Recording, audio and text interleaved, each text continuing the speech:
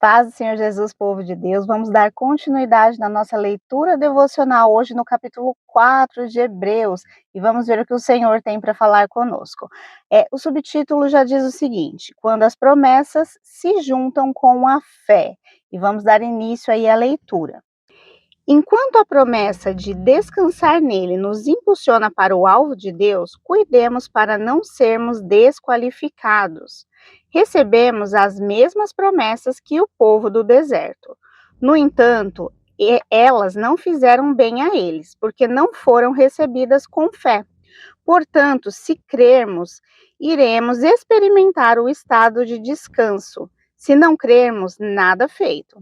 Lembrem-se do que Deus disse: com ira jurei, eles nunca vão chegar ao seu destino, nunca vão conseguir descansar de verdade. Deus fez essa promessa, embora tivesse cumprido a parte dele antes da fundação do mundo. Em algum lugar está escrito: Deus descansou no sétimo dia, tendo completado sua obra. Mas outro texto diz: eles nunca vão conseguir descansar de verdade. Portanto, essa promessa ainda não foi cumprida. Os antigos não chegaram ao lugar de descanso, porque foram desobedientes. Deus continua renovando a promessa e estabelecendo a data de hoje, como fez no Salmo de Davi, séculos depois do convite original. Hoje, por favor, ouçam, não fechem os ouvidos. Essa promessa ainda é válida.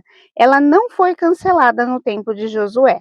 Do contrário, Deus não continuaria renovando a promessa para hoje.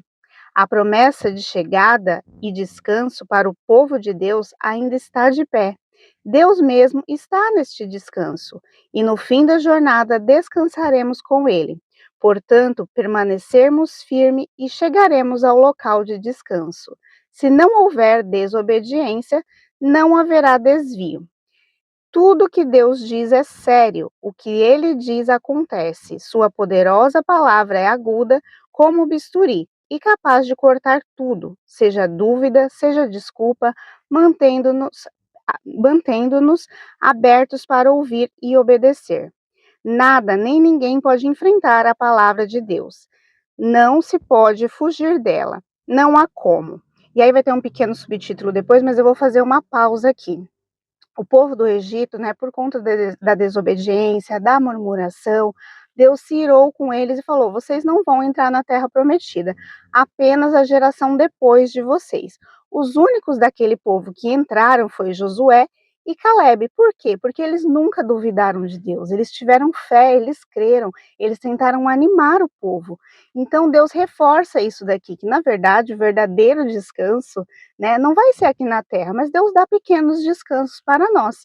O nosso verdadeiro descanso será verdadeiramente quando o Senhor nos arrebatar, nos levar para viver o tempo do cumprimento da promessa, quando Cristo voltar e levar a sua igreja, porque apenas lá não haverá pecado, não haverá dor, não haverá sofrimento. Aqui na terra, já diz a palavra, jaz do maligno. Então nós precisamos o quê? Estar firmes em Deus. O único local de descanso, ou melhor, de alívio do fardo é em Jesus, porque ele fala, né? Vinde a mim, vós que estáis cansados e sobrecarregados, e eu vos aliviarei. Ele não diz que eu tirarei toda a dor, ele diz eu vos aliviarei, porque aqui nessa terra, o próprio Jesus disse, teremos aflições, mas nele nós temos alívio. O verdadeiro descanso apenas será no dia do cumprimento da promessa, ao lado de Cristo, na terra perfeita, né? Nesse lugar que o Senhor vai nos levar. Mas não significa que nós não podemos ter descanso nessa terra, né? Descanso das guerras, que possamos ter alívio. Então, que a gente venha buscar a Deus, crer até o fim, obedecer, para que não venhamos perder a promessa aqui na terra também, porque Deus nos dá tesouros aqui na terra, Ele nos revela lugares ao qual Ele quer que nós possamos pisar. Porém, nós devemos ser o quê? Obedientes para não atrair a ira de Deus, porque Deus é justo e Ele abomina o pecado. Então, se nós estivermos pecando, murmurando ali contra Deus, nós vamos atrair o quê? A maldição, a ira de Deus, e não a bênção de Deus. Mas se nós formos filhos obedientes, Ele será como Ele foi com Josué. Ele falará: eu estou contigo por onde quer que você for, né? confia, Josué. Deus sempre falava com Josué e o levava no caminho de vitória. Então, que nós venhamos estar firmados em Deus, sabendo quem Ele é, não sendo murmuradores, para não perder o nosso alívio na terra e o nosso descanso no céu. E vamos continuar aqui, só tem um trechinho final, que tem um subtítulo que diz assim: O sacerdote principal que chorou em agonia. E aí vamos dar início à leitura. Agora que já sabemos o que temos, Jesus, esse grande sacerdote principal, com acesso imediato a Deus, não podemos perdê-lo jamais. Não temos um sacerdote que não conhece nossa realidade. Não temos um sacerdote que não conhece nossa realidade. Ele experimentou fraqueza e provações e experimentou tudo, menos o pecado.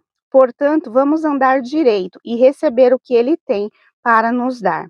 Recebam a misericórdia, aceitem a ajuda. E aqui, né, a pessoa que escreveu Hebreus, alguns dizem que é Paulo, não temos certeza, né, fala: aceitem a Jesus, essa misericórdia, porque ele se fez carne, né, para vencer, para nos mostrar, né, que ele também teve as emoções que nós temos aqui na Terra.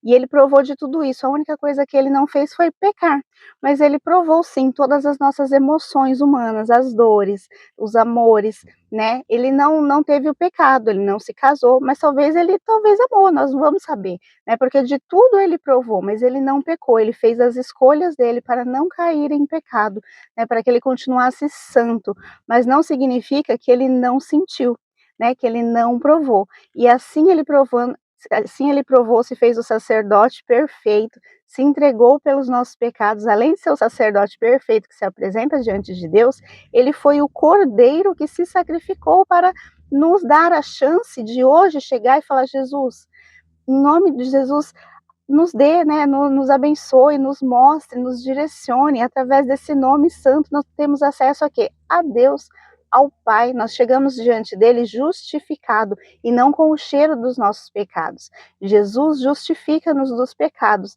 e nos faz santos, né? Porque nós somos pecadores, nós não somos perfeitos como ele, mas através do sacrifício dele, nós podemos sim nos apresentar diante de Deus. Então, que a gente venha receber essa graça, né?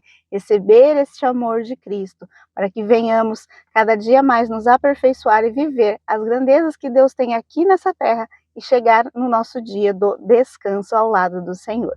Então, Deus abençoe sua vida, que você venha aí reconhecer Cristo, saber quem Ele foi aqui na terra, tudo que Ele nos deixou quanto promessa, tudo que Ele nos ensinou de uma forma simples e amorosa, para que possamos ter, que nós podemos ter acesso ao Pai, né? Aquele povo do Antigo Testamento não teve esse privilégio.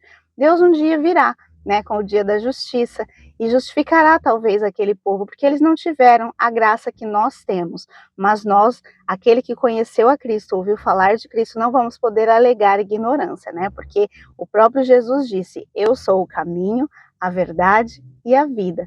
Ninguém vem ao Pai a não ser por mim. Então, não venhamos negar a Cristo, mas que venhamos reconhecer quão grandioso Ele é, tá bom? Deus abençoe sua vida.